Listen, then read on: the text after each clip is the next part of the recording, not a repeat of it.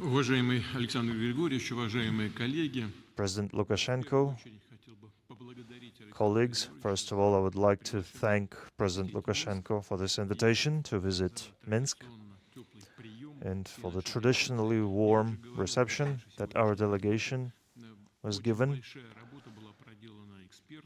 A lot of work had been done by experts and governments on both sides, and this session has been very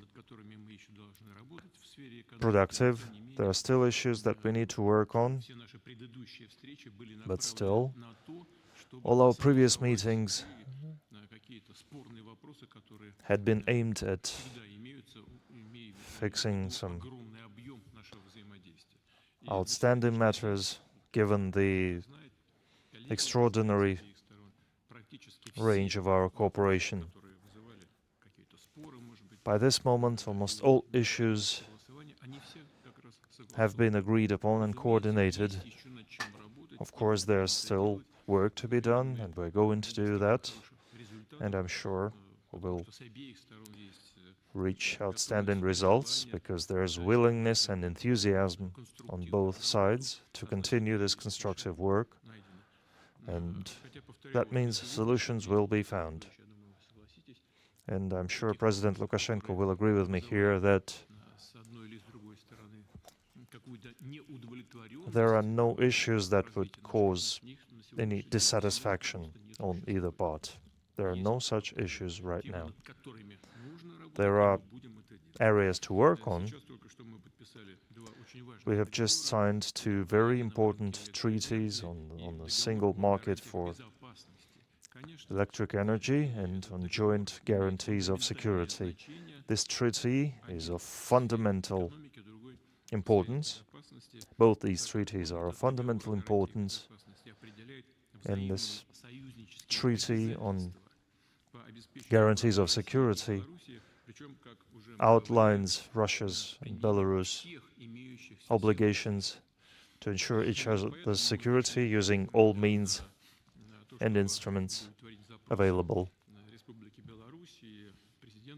So we went forward to satisfy the President of Belarus' request to deploy tactical nuclear weapons in Belarus. And the latest state-of-the-art systems as Oreshnik, they have no rivals in the world. If used in clusters, they are comparable to nuclear weapons, but they are not weapons of mass destruction. First of all, unlike weapons of mass destruction, these are high-precision weapons. It's not a carpet weapon. And if used in multiple quantities, in 1, 2, or 3 complexes, they deal as much damage as nuclear weapons, but it doesn't pollute the territory. There is no radiation fallout afterwards, because there is no nuclear component in their warheads. And as for the possibility of deploying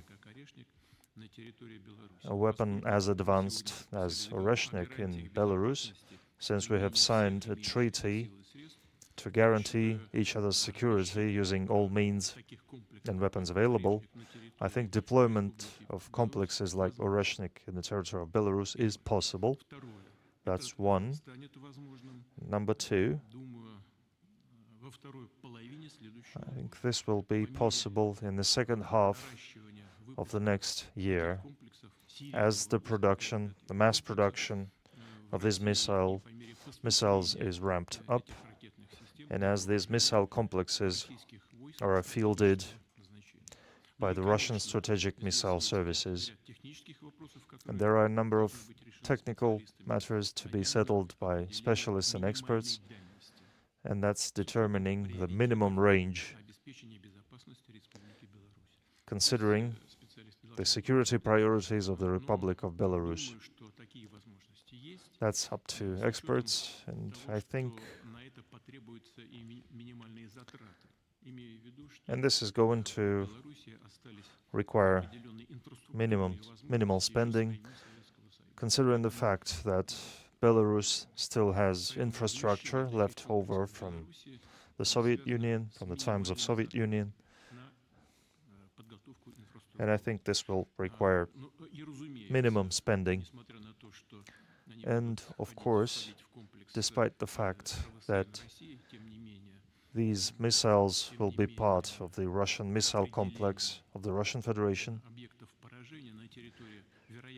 determining the targets on the territory of possible adversary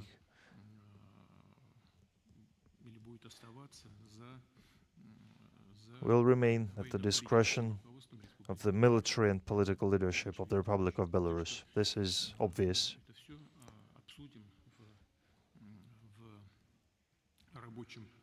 So we are going to discuss that later, and I'm sure that specialists understand this. The shorter the range, the more powerful the warheads, the payload. Thank you. Thank you.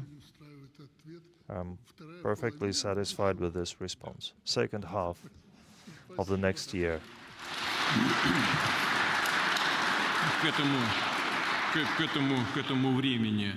By that time, according to our preliminary estimates, we will have started mass production of those missiles, and they will be fielded by the Russian strategic missile services, and we will start deploying them in the territory of Belarus. Don't miss out. Log on to oneindia.com for more updates.